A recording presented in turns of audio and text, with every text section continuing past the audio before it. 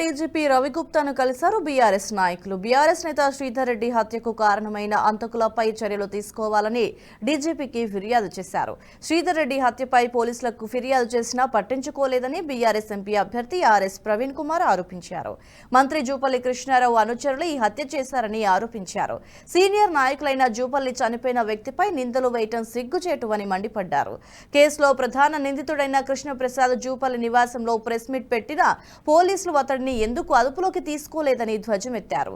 వెంటనే నిందితులపై చర్యలు తీసుకోవాలంటూ డిమాండ్ చేశారు. పేద ప్రజల కోసం నిరంతరం పనిచేసిన వ్యక్తి, 52 సంవత్సరాలున్న వ్యక్తి, లక్ష్మీపల్లిలో గత 4 రోజుల క్రితం చిన్నంబావి మండలం ఘోరంగా హత్యకు గురైన వ్యక్తి. ఆ శ్రీధర్ రెడ్డి గారి నాన్నగారు శేఖర్ రెడ్డి గారు, బొడ్డు శేఖర్ రెడ్డి గారు కూడా ఇవాళ డీజీపీ గారి దగ్గరికి వచ్చారు.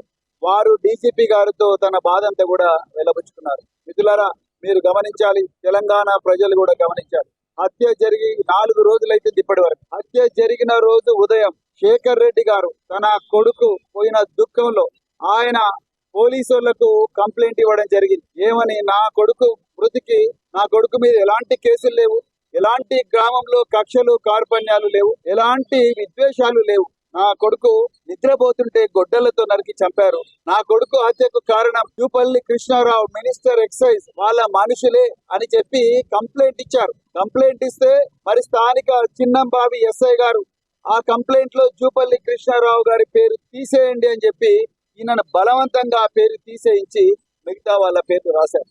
ఆ ఎఫ్ఐఆర్ రిజిస్టర్ అయింది. ఎఫ్ఐఆర్ రిజిస్టర్ అయిన తర్వాత మీరు 4 రోజులైంది.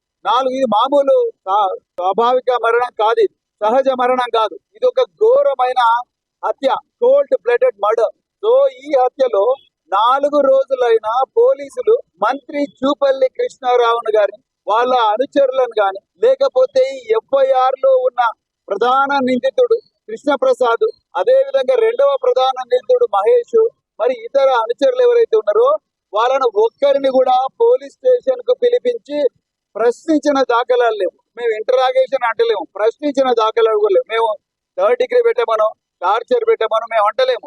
వాళ్ళని కనీసం ప్రశ్నించిన దాఖలాలు కూడా లేవు. పేద ప్రజల కోసం నిరంతరం పనిచేసిన వ్యక్తి.